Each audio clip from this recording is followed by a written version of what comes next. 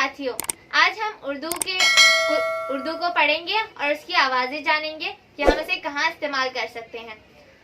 चलिए हम उर्दू किस तरह पढ़ेंगे ये मैं आप लोगों को बताती हूँ।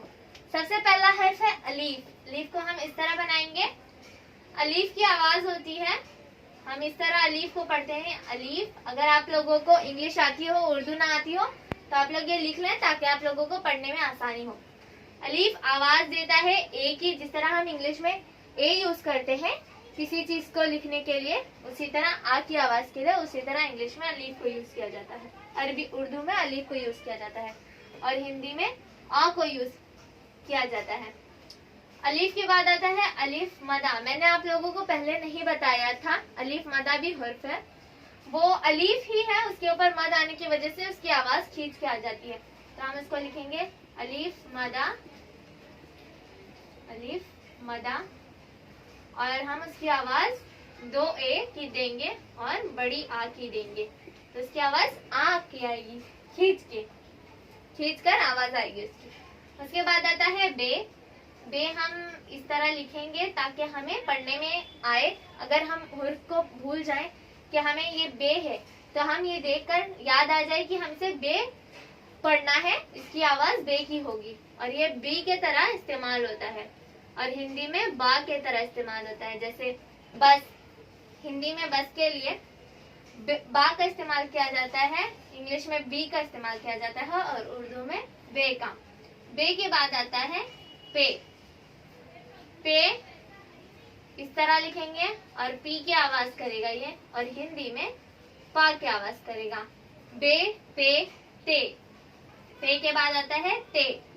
ते इस तरह हम लिखेंगे और वो टी की आवाज देगा और हिंदी में ता की आवाज देगा। जिस तरह हिंदी में हम ता से कोई भी हर्फ आता है उसी तरह ते से हम इस्तेमाल करेंगे उर्दू में। ते के बाद आता है टे। टे भी हम इसी तरह लिखेंगे और टी की आवाज देगा और ये इस तरह हम हिंदी में टाक का इस्तेमाल करते हैं। यह हमने देख लिया अलीफ, अलीफ मदा आ, बे पे ते टे। हमने ट तक देख लिया है, यह हमारा उर्दू में टे और हिंदी में टा। अब ट के बाद आता है सा। सा शक्ल वही है, नुक्तों का फर्क है। सा इसमें ऊपर 3 नुक्ते होंगे। सा इसकी आवाज सा होगी। इंग्लिश में जो एस काम करता है वही हमारा उर्दू में सा काम करता है और हिंदी में ये हमारा सा, ये सा हो गया हमारा। अलीफ, अलीफ मदा आ, ब प, ब यानी बे पे ते टे से। ये देखिए दोनों एक ही शक्ल के हैं, ये 1 2 3 4 5, ये पांचों एक ही शक्ल के हैं, बस नुक्तों का फर्क है। अगर आपको बे बनाने आ गया तो बाकी सभी बनाना बहुत आसान है, आप आसानी से बना सकते हैं। ये हो गया से। उसके बाद आता है जीम। देखिए मैं कैसे बना रही हूँ। जीम, ये 1 नुक्ते वाला जीम।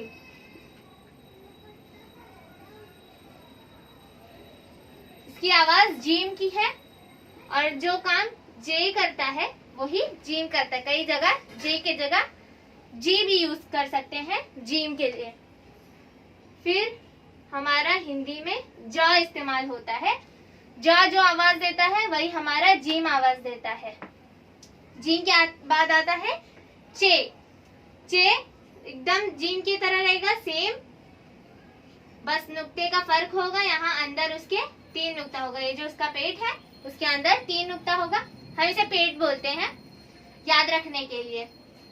तो इसे लिखेंगे चे।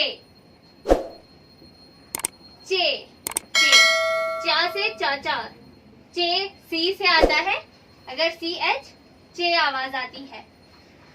फिर हमारा हिंदी में चा काम करता है चे के लिए। चे हो गया, जीम हो गया, जीम चे। फिर जीम की ही शक्ल का हे है। हे देखा मैंने, आप लोगों ने देखा मैंने कैसे 3 स्टेप्स में हे बनाया है। पहले ऐसे, फिर ऐसे, फिर ऐसे, ये हमारा हे बन गया। इसमें कोई नुक्ता मौजूद नहीं होता और ये हा की आवाज देता है, हे।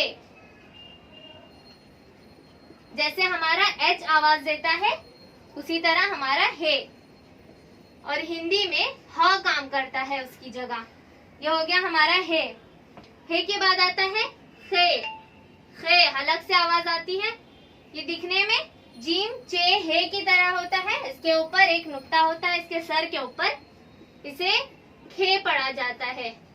खे के की आवाज देता है ये, जैसे खे पढ़ा जाता है। हम हिंदी में, मराठी में इसे ख की आवाज देते हैं। ख से हमारा आता है खे। अब मैंने आप लोगों को इतना बता दिया है, आप लोग इतना याद कर लें और समझ लें। लिखने का तरीका मैं आप लोगों को इतना पहले बता दूं कि किस तरह लिखा जाएगा, उसके बाद हम धीरे धीरे आगे बढ़ेंगे। हमने खे तक देख लिया है, अब हम इसके आगे देखेंगे दाल। दाल हम इंग्लिश में लिखेंगे। ये दाल, अगर आप लोगों को ये याद नहीं रहता तो आप इस तरह लिख लें, आप लोगों को याद रखने में आसानी होगी। ये हमारा डी जिस तरह काम करता है उसी तरह हमारा दाल काम करता है। हिंदी में आपका दा काम करता है। ये दा जिस तरह काम करता है उसी तरह हमारा दाल काम करता है। दाल के बाद आता है दाल। ये हमारा दाल है। दाल भी हम इसी तरह लिखेंगे। ये भी आवाज ड की देगा।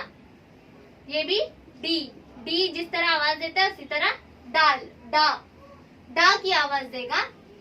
और हम इसे हिंदी में इस तरह ड लिखेंगे। दाल के बाद डाल, ड होता है। दाल के बाद दाल, डाल के बाद जाल। ये देखिए तीनों की शक्ल एक ही जैसी है, बस नुक्ते का फर्क है। इसमें एक भी नुक्ता नहीं, इसमें एक नुक्ता है और इसमें नुक्ता की जगह ये निशानी है। ये जाल है, जाल।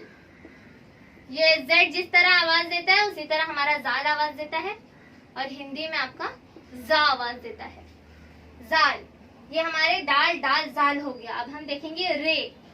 रे हमारा आर जिस तरह आवाज देता है उसी तरह रे आवाज देता है, और हिंदी में हम रा की इस्तेमाल करते हैं। रा, रा के बाद आता है हमारा ड़, डे, डे इसको कहा जाता है रे, हम इसे लिखेंगे रे।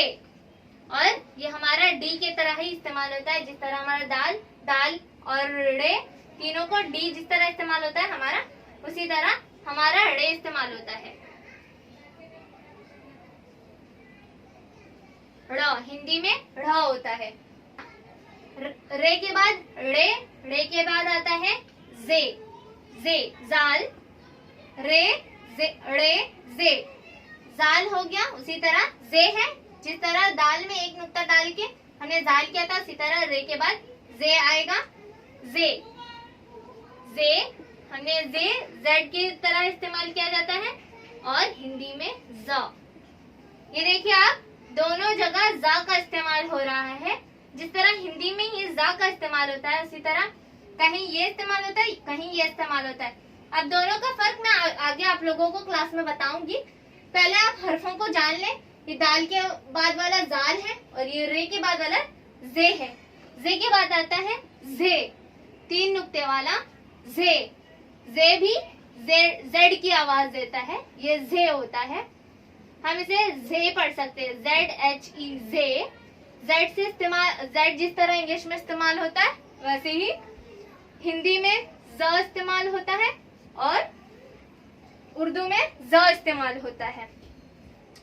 रे, रे, जे, झे, झे देख लिया। अब हम देखेंगे सीन। तो हमारा इंग्लिश में सीन इस तरह पढ़ेंगे, एस की आवाज देगा, और हिंदी में हमारा ये सा काम आएगा सीन के लिए। सीन के बाद है शीन। सीन शक्ल सेम है, बस नुक्ते का फर्क है।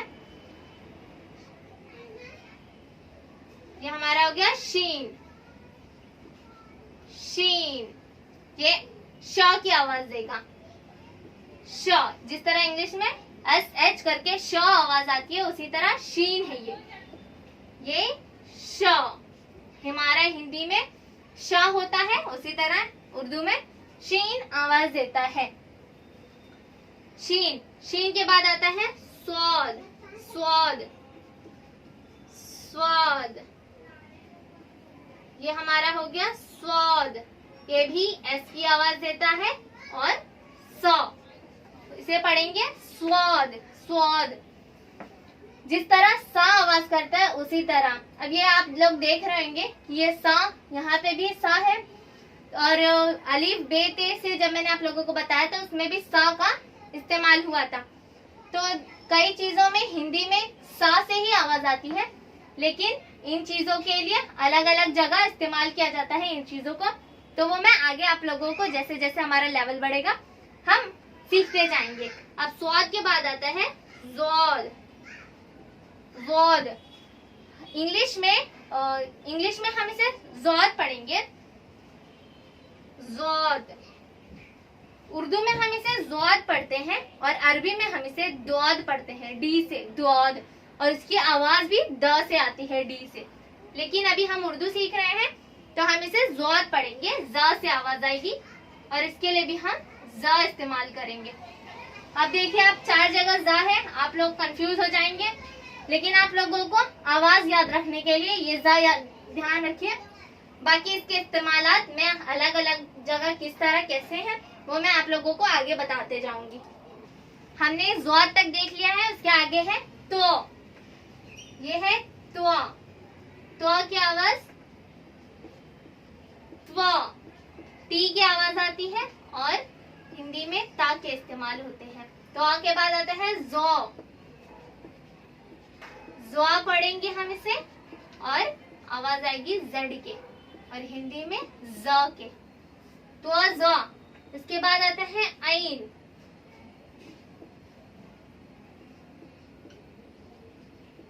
आइन आ की आवाज आती है, इसमें आ की आवाज आती है, हम आ लिखेंगे, आइन आ की आवाज आती है। फिर आता है गईन, शक्ल एक है, नुक्ते का फर्क है, यहाँ पर भी शक्ल एक है, नुक्ते का फर्क है। अगर आप इनमें से कोई भी एक सीख गए तो आप लोगों को दूसरा सीखने में आसानी होगी। गईन, ग से आवाज आती है, गईन। जी की आवाज इंग्लिश में आती है और ग हिंदी में, और ये हमारा उर्दू में गईन, हलक से आवाज आनी चाहिए, गईन, आइन, गईन। उसके बाद आता है फे, फे ऐसे भी लिख सकते हैं और ऐसे फे भी लिख सकते हैं, चाहे जैसा लिखें।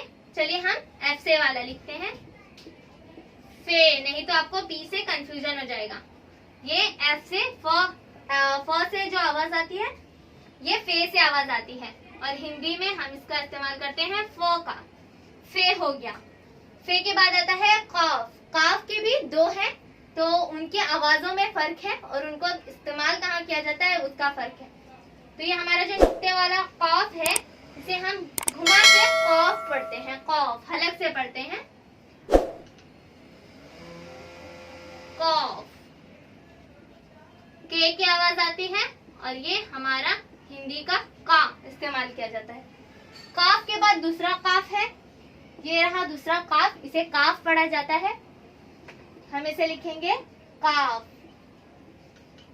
ये भी के आवाज देता है और हिंदी में का की आवाज देता है, काफ, काफ। काफ के बाद आता है गाफ, शक्ल एक जैसी है, बस एक और इसका फर्क है, गाफ। ये होता है जी से गाफ,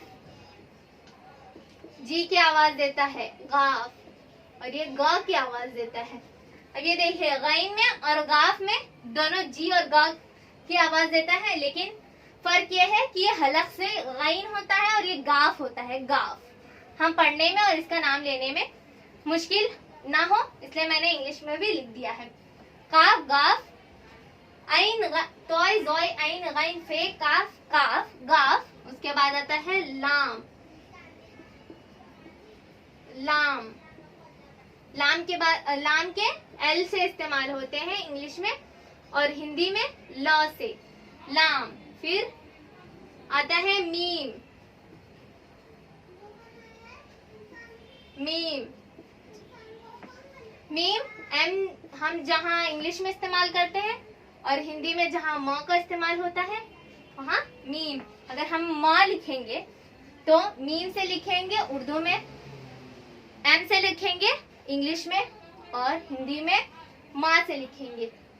ये आप लोगों को मैंने बता दी, माँ का मीम, माँ की आवाज देता है। मीम के बाद आता है नून, नून, ये हो गया नून। नून एन की आवाज देता है और हिंदी में ना की आवाज देता है। जैसे कि हम उर्दू में किसी नेम को, नेम इंग्लिश में एन से आता है और हम नेम को उर्दू में नाम बोलते हैं तो हम नून से लिखते हैं नाम, और हिंदी में नाम भी ना से लिखते हैं। ये हमारा हो गया नून तक। हमने नून तक देख लिया है। अब मैं आप लोगों को सिखाऊंगी वाव। इस तरह बनाकर, रे के जैसे बनाकर हम इसे ऐसे कर देंगे तो वाव बन जाएगा। वाव बनाना बहुत आसान है। वाव को लिखेंगे हम इंग्लिश में, वाव ऐसे पढ़ेंगे, और डब्ल्यू के काम आता है। जिस तरह डब्ल्यू इस्तेमाल किया जाता है उसी तरह वाव इस्तेमाल किए जाते हैं।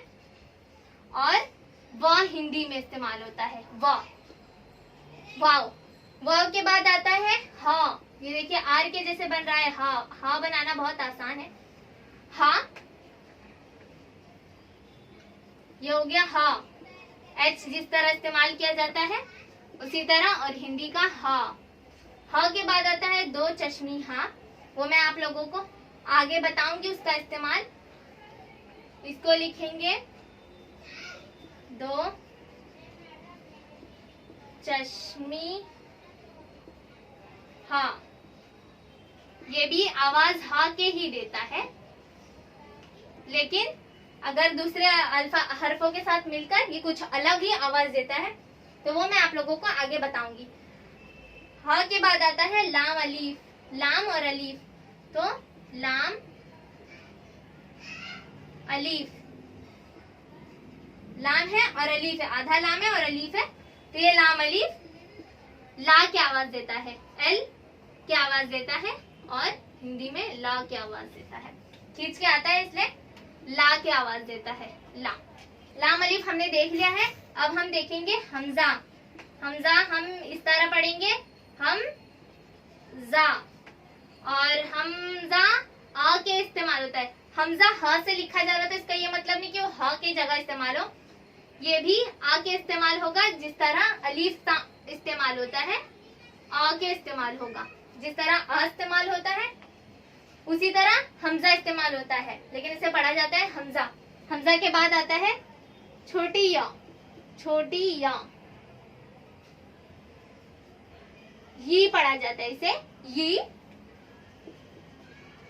ये वाई के इस्तेमाल होता है और ई के इस्तेमाल होता है। उसके बाद आता है बड़ी या, तो उसे या पढ़ा जाता है। ये भी वाई की जगह इस्तेमाल होता है और या के इस्तेमाल होता है। ये हमारा या के। ये हमने देख लिया सारे हरफों को किस तरह पढ़ा जाता है और क्या उसकी आवाजें हैं, वो किस जगह, जिस तरह हिंदी में कौन से वर्ड्स कहाँ इस्तेमाल होते हैं, इंग्लिश में कौन से वर्ड्स कहाँ इस्तेमाल होते हैं, क्या आवाजें निकालते हैं, उसी तरह हमने इंग्लिश उर्दू का भी हरफों का आवाजें देख ली है। अब हमें पढ़ने आ जाएगा। अगर आप लोगों को मेरा वीडियो अच्छा लगा हो तो लाइक, शेयर एंड सब्सक्राइब करें। मुझे उम्मीद है कि आप लोगों को मैंने आज जो पढ़ाया है वो समझ में आ गया होगा। आगे मैं इसी तरह जैसे जैसे हमारा लेवल बढ़ता जाएगा मैं आप लोगों को और मालूमात देते जाऊंगी। और अगर आप लोगों को कुछ डाउट हो तो आप लोग कमेंट बॉक्स में कमेंट करके पूछ सकते हैं। और अगर आप लोगों को कुछ और जानना हो या कुछ और सीखना हो तो आप मुझे कमेंट कर सकते हैं। अगर मुझसे हो सकेगा तो मैं पूरी कोशिश करूंगी आप लोगों को वो सारा कंटेंट देने की। मेरा वीडियो देखने के लिए शुक्रिया।